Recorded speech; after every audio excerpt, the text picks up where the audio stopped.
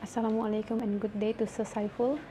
Today our group would like to present about the topic realism theory. So here's my team member Azira, me myself Asnor, Hanizan and Naim. So for the introduction, realism in international relations is a theory that focuses on the idea that countries act based on their own interests, primarily seeking power and security. Realists believe the world operates in an anarchic system, meaning there is no central authority to regulate state behavior. Because of this, states must rely on their own strength to protect themselves. Realism sees international politics as a struggle for power where the conflicts are common and cooperation is driven by self-interest. That's for the introduction.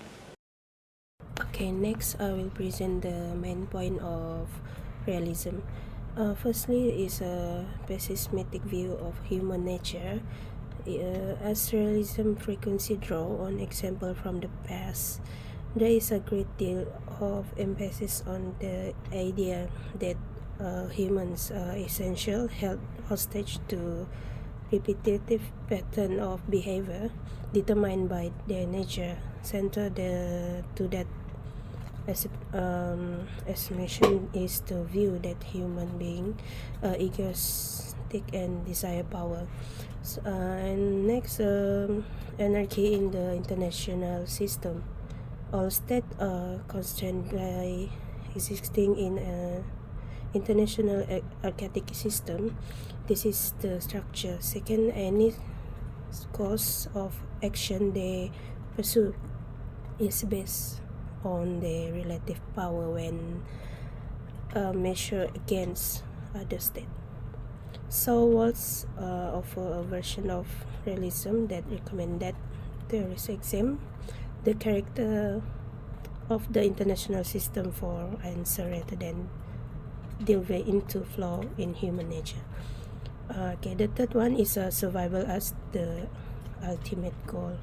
The key point is understanding realism is that this theory that argue that unsolved action like war are necessary tools of statecraft in imperfect work, and leader must use them when it is in the nation interest. Okay, and the next point, main point of realism is state-centrism. In state-centrism, realism highlight that country independent and act in their own self-interest. This means that each state has control over its own territory and should not interfere in the internal matter of other country. Realism helps School of International Relations understand why war happen and how power is balanced globally. Realists believe that powerful countries are purely because they focus on protecting themselves and maintaining their influence in the world. The last, power and national interest. Realism assert that stronger military power will lead state to their ultimate goals, being either a hegemon for offensive realists or to a balance of power for defensive realists.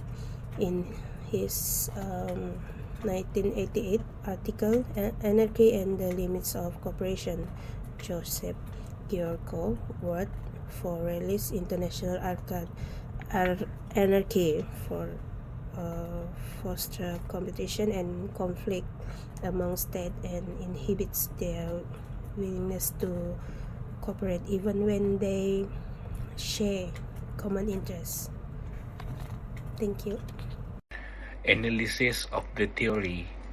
Realism in international relations is a theory that emphasizes the competitive and power-driven nature of global politics. It argues that the international system is anarchic, meaning there is no central authority to govern states, which must rely on their own power for survival and security. Realists believe that states are rational actors primarily motivated by pursuit of national interests, which is often defined in terms of power and security. This leads to a focus on military and economic strength as well as the inevitability of conflict and competition between states. Today, I'll be discussing the impact of realism in international relations, one of the most influential perspectives in understanding global politics. To begin, realism focuses on the idea that the world operates in an anarchic system, where no central authority governs states. Each country must prioritize its own survival, security, and national interests, often leading to competition and power struggles. This theory emphasizes that states act in self-interests that are primarily concerned with maintaining power and balance. Now, let me explain the key impacts of realism on international relations. The first impact: power politics and diplomacy. Realism underscores the importance of power in shaping global interactions. States continually assess and balance power to safeguard their interests, which influence how they engage in diplomacy. This leads to a world where international relations are often marked by strategic alliance, competition, and the pursuit of national objectives. The second impact: conflict and war. Since realism assumes that conflict is inevitable in an anarchic system, it views war as a natural consequence of the competition for resource and security. The absence of a global authority to mediate disputes results in tension that often escalate into armed conflict, with states pursuing military advantages as a way to ensure their survival. The third impact: balance of power. The idea of maintaining a balance of power is central to realism. In practice, states seek to prevent any one nation from becoming too powerful, as this will threaten the security of others. Alliances and military build-ups are seen as mechanisms to maintain equilibrium, and any attempts to upset this balance are viewed as destabilizing. The fourth impact: realpolitik. Realism promotes a foreign policy approach known as realpolitik, which is pragmatic and driven by national interests. In this view, states prioritize their survival and security over ideological or ethical considerations.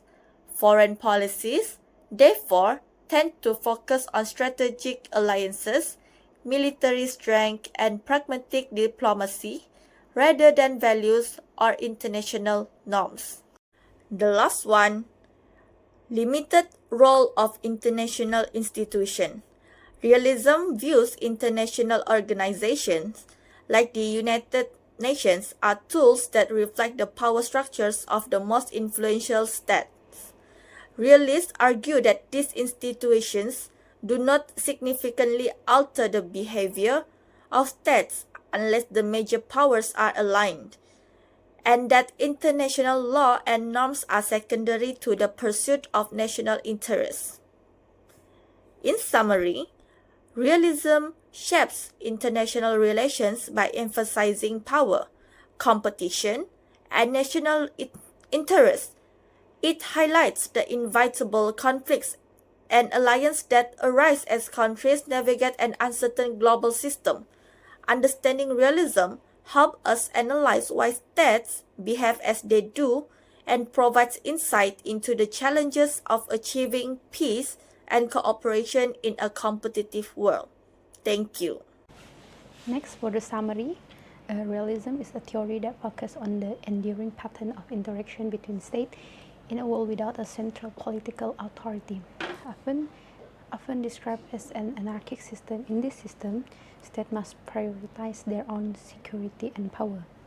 as there is no higher authority to enforce rules to protect them. Realists argue that the behavior of state in international politics is driven by the logic of survival, which often differ from the logic of domestic politics, where a sovereign power governs and enforces order. Realism highlights the inevitability of conflict, competition, and the pursuit of national interests. So for the conclusion, in conclusion, realism in international relations emphasizes the importance of power, security, and national interests in shaping the action of state. It suggests that the international system is driven by competition and conflict, and cooperation between nations is often based on practical, self-serving goals, while not overly optimistic about the possibility of global harmony. Realism provides a clear understanding of how states interact in a world without a central authority. Thank you, that's all. So this is our list of reference. That's all from us. Thank you.